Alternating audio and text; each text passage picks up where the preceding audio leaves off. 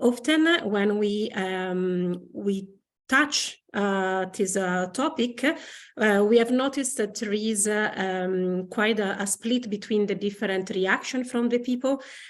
Someone is really pushing and interested to promote it more behavioral change, while on some other direction there is some strange feelings about the fact that behavioral change, it can be perceived as a way to putting the responsibility on the consumers instead of taking responsibility of what is happening. For this reason, we decided to have a very in detail talk about behavioral change and what are the different perception of it. And today with me, I have two experts on the topic. The first speaker is Marta Garcia from EcoSurveys, that is connected from Spain. And the second speaker is Andrea Tamas from RANAS, that is connected from Switzerland, from Zurich. Without waiting further, I give the word to Marta that will give her perspective and idea about behavioral change. Marta, to you. Thank you, Dora. Thanks all of you for joining this session. Yeah, it's quite an interesting topic. I'm coming from EcoSurveys.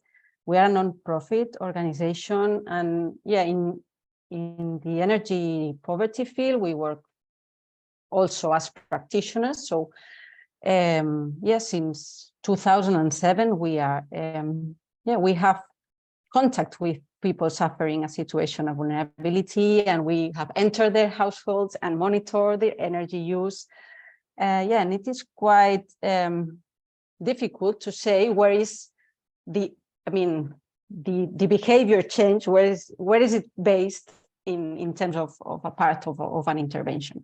Okay, but the first thing I want to say is that for us, it is a fact that we are all, in general, all citizens, illiterate in terms of energy.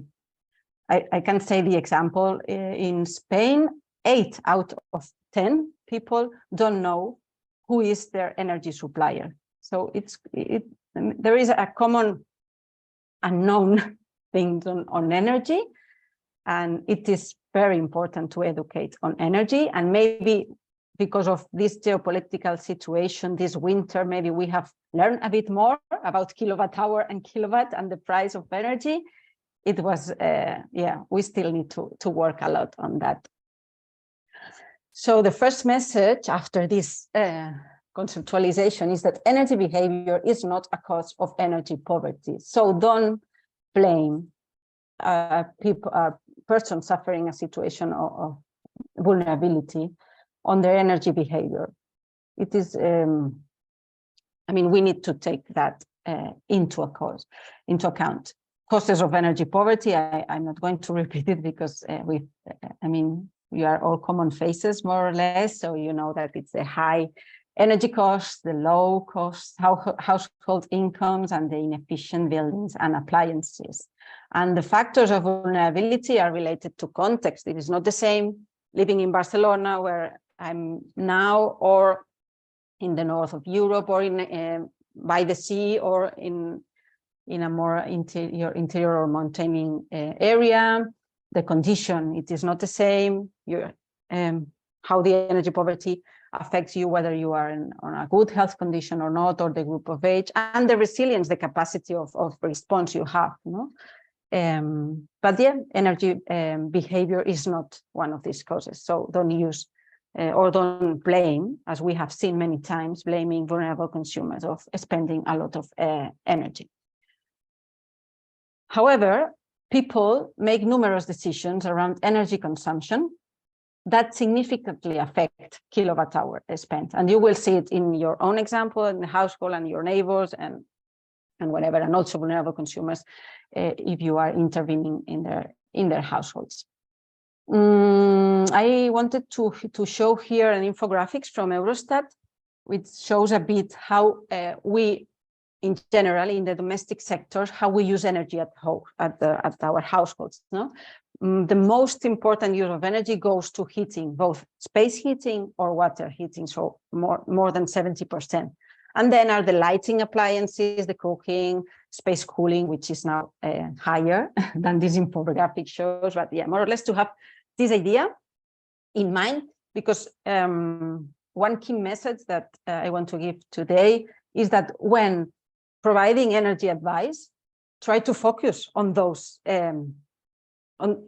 users that are highly consumers, no? More on, so it is more effective, no, to provide an energy advice on water heating or on space heating than on other energy uses. But what we have already tested is that sometimes when we go to households in a situation of vulnerability, the patterns, the energy use patterns vary a bit. And here I can put an examples. For example, for the Spanish households in general, I mean, the first electric appliances in terms of kilowatt hours is the fridge, because it's 24-hour thing, no? Then, or the freezer, television, washing machine, hair dryer, dishwasher. I mean, this is an average, okay? But so when we go to a household to make an intervention in general, we try to, okay, in terms of, or in the concept of a electric appliance, let's clean the fridge, let's see how it is, no, whatever. But once, after many years monitoring energy used in different households, we have realized that some patterns may differ. For example, the use of television in households suffering a situation of vulnerability is higher, but just because maybe they spend more time at home. So the energy use monitored, I mean, with the machine, we see that the energy consumption is higher. So the advice may change a bit. So it depends on the user behavior. Another example is the energy efficiency of equipment. No? For example, the example of the fridge. You all know these labels, but you also have gone to shop or to acquire any of these appliances, and you've seen that the cost of an A fridge, for example, is like 10 times higher or whatever. No, for example, one A fridge could consume 200 kilowatt hours per year, but it costs 800. So at the end, who can afford an A fridge? This would affect the energy or the monthly cost also from a household in a situation of vulnerability. The third message is the price cost is a factor that determines our decisions around energy use, but it's not the unique one. It's not the only factor, okay? That there are other factors that determine our use of energy, our routines and habits, whose energy use is invisible to us. For example, how do we commute, for example, to work, or time to assess the available information. Maybe it's not always time, but also access to information in terms of energy. Sometimes it's very difficult. I don't know if you can understand your energy bill, but it's quite complex. I mean, we work on the topic, and every month we have a doubt on a specific thing or a law that has changed. So the access of information also affect our decisions about the energy. We save more energy when learning that our neighborhoods use less energy, and we have also tested that. If we know what my neighbor is consuming, what is using in terms of kilowatt hours, maybe I change some things. No? And for example, but maybe this is not the topic today, but it has been tested also that when choosing a green contract, if I tell you to choose it, maybe you won't choose it, but if it appears as a default option, you will probably choose it. Okay, so I'm trying to close now because I don't know how I'm in time, but intervention on energy behavior and improve energy literacy have an impact on all houses' energy uses and of course on the cost. So we should take that always into account. Energy behavior from our experience, it has been proved around 30% of the savings and the reduction has come only from behavioral change and also changing of contracts with the companies.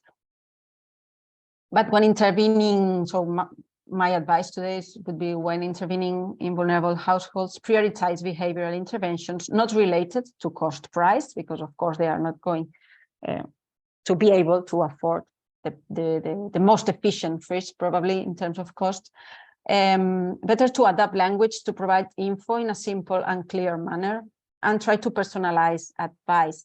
And here I want to refer to the EPA compact course that we have launched some weeks ago. So you can access the course and you will have a decalogue to overcome vulnerability, where we have, we deal also with these behavioral changes around the use of energy and how to tackle vulnerability. So to end my intervention, to say that energy poverty interventions may include energy behaviors measures to maximize the impact and reduce the situation of vulnerability. This would be the unique solution, but it would for sure help. Thanks. Thank you, Marta, for your presentation. I just take a quick note. If you have any questions, please put it in the chat and we will engage our speakers later on to reply to it. And now I leave the word to Andrea Tamas from RANAS that will go on discussing about behavioral change and a different methodology. Yes, thank you, Dora. I'm just looking for the right screen to share. Here we go. Okay, thanks for the invitation and the opportunity to talk today on the behavior of energy poverty. I would like to not only talk about how we understand behavior change or what it is, but also how we can include this in a wider context of measures. So how can we make a smart use of behavior change theory and what is known about human behavior, how it comes about, and about knowledge about existing communication strategies that align with the theory. So I'm from RANAS, from a small consultancy based in Switzerland, but my background is in research. I'm a psychologist, a social psychologist, and so this is where I'm coming from, and this is our view on change. So my claim today is, so we can do better communications if we pay attention to the psychology of human behavior. That is to understand people's motivations beforehand. But as also Marta pointed out, there are some preconditions before we start with targeting individuals. So the preconditions I'm talking about is that we need to have a multi-level perspective on energy poverty. I think this is clear to you, but I really want to stress this. So before we talk about targeting the individual level, the other levels also have to be active. They have to be in place. So it needs like a systemic commitment of all those levels, from the political and the infrastructural, and as Martha mentioned, also socioeconomic efforts on all of those levels before we can actually target an individual and before we can actually ask an individual to work together jointly on a common goal. And this common goal may be to reduce energy poverty. So as Martha had said, that energy behavior is not the cause of energy poverty. And I think this is really, really important. But energy behavior can help to reduce energy poverty. So this is a very important point. We never do behavior change communications as a standalone, but has to be embedded in the broader picture and broader commitment. So as I said, only when those levels are involved, then we can think about conceptualizing targeted communications on an individual level. And talking about communications is, it is communication that we always do, like there are public campaigns on very different topics, on a range of topics. And what I mean by targeted is that we target specific behaviors, that are very clear about the behaviors that we want to target. For example, the ones that Marta has already pointed out, on the side of the consumer, and that we know what are the concerns and what are the contexts of our target population, of our individuals that we want to communicate to. So how do we conceptualize behavior change? So what is behavior change for us, for psychologists? So in the middle is the individual, and as I said, we target communication on the individual, and on the other side we have target behaviors, those that we want to change, or that also in the end the individual wants to change. And in the head is not a black box for us. This is why we are psychologists. We always like to look a little bit into people's heads, and what we know from theory, and there's a lot of theories in psychology that try to explain what regulates, what steers human behavior. There are behavioral factors, and they can be broadly grouped into these 5 groups. So we have risk perceptions, we have attitudes, this is our motivations, also cost-benefit considerations. We have the social norms, we have our own abilities, so what do we know, what we can do. It's about literacy as well, this is in this part. And we have about a factor that's called self-regulations. This is our habits, our routines, and all those things. So this is a scientific model. It's just a picture a bit more in a simple way, and it's also a published model from environmental psychology. So what we say, motivating about changing. It's about changing the perceptions, it's about changing those behavioral factors in the mindsets of people.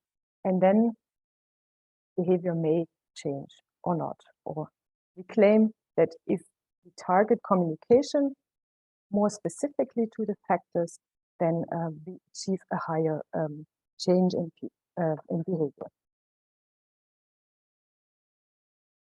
So how do we use this this approach, this theory? How do we use behavior change theory to develop those targeted communications I'm talking about? So what we do first is, and that's maybe the research background, we do a assessment in a qualitative and quantitative form before we do anything. So we do not claim to know what are the relevant behavioral factors in a given context. We also want to know about the level of practice behaviors, several behaviors, because energy saving is not only one behavior, it's several behaviors.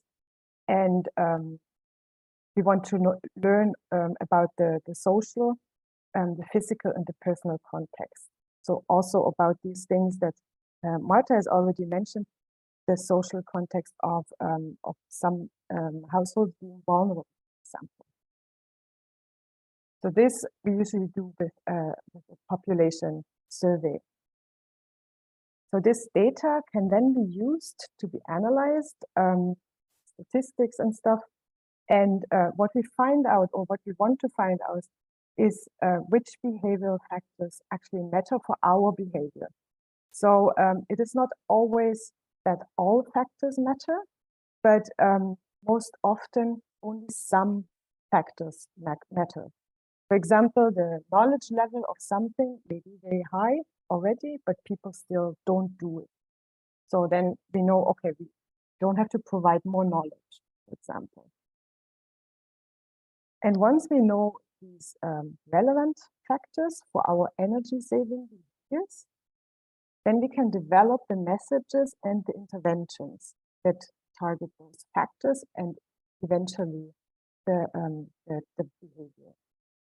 And these interventions and messages are taken from evidence that exists already in psychology. There are lots and lots of studies where some mechanisms, some techniques have been tested to work on several behavioral factors and on behavior. For example, what Martha mentions, those environmental nudges, or making behavior of others visible, like talking about what does your neighbor do.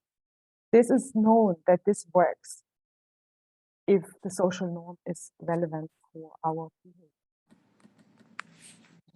So we work with around 40 different techniques that we use and choose depending on the context, and also depending on the wishes of who wants to change something in which way.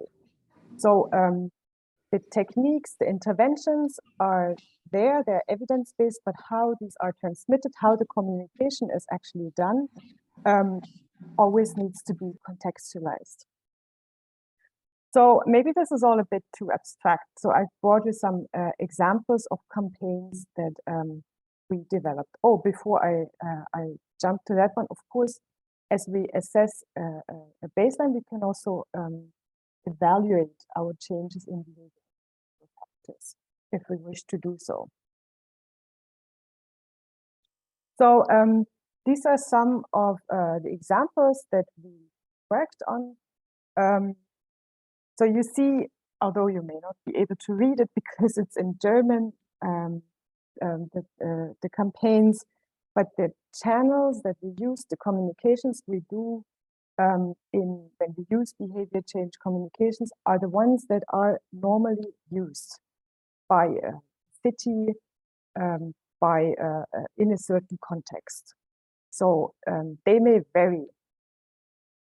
So let's look a bit more closely into the bus.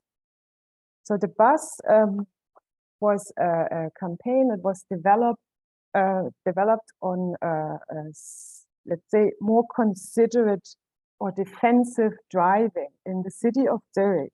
So the target behavior was to make people more respectful for each other in the way they were driving. So not driving aggressively, but more moderate and more considerate. So we did an assessment beforehand. What are the perceptions underlying this driving behavior? And we found out that that people said that driving slowly is like, it's like, I feel like driving like a grandmother in a negative sense. So we came up with the idea, and this was done together with a creative agency. We turned it around and made it like a positive picture. So the slogan of the whole campaign was "Drive as if your grandma is on board." So this is seen on the back of the bus, and then we had varying messages on the side of the bus. So this message says, so those who drive faster do not go old slower, because we found out that one of the motives to drive fast was losing time. So we also, this was kind of a little bit turned around, made a bit funny. So the whole campaign was very positively connotated, and with a small twerk using the grandma on board slogan. So this is an example of a behavior change campaign that maybe just doesn't come across as a behavior change campaign. Or the poster, this was developed during the Corona pandemic. So it says, the guy says, imagine the guy in front of you has COVID and you don't know. And then at the bottom, and the next day you go and visit your grandma, and then you've got a problem. So this was clearly targeted at the perceived vulnerability of contracting COVID, because we found in the pre-assessment, we found out that people knew about COVID. They also knew it's a severe disease, but they thought it doesn't concern me. I can protect myself. It doesn't concern me. I will not get it. So there we specifically intervened on the perception of personal vulnerability. and behavior was to keep distance, for example. So, and then we had other posters in this campaign that targeted social norms and also some feelings related to COVID. So these are just examples. So I don't know, maybe you've got now a better picture of what behavior change communication means and how you can use it. We say evidence-based behavior change is grounded in theory, is tailored to your population, and you can validate it and evaluate your campaigns afterwards and adjust as well. So, but with this, I would like to end, and I'm very open to questions and very curious to your comments. Because what I haven't mentioned is that with energy, poverty behaviors, I have not so much experience. So we're working on many different behaviors, but not on energy. Thank you.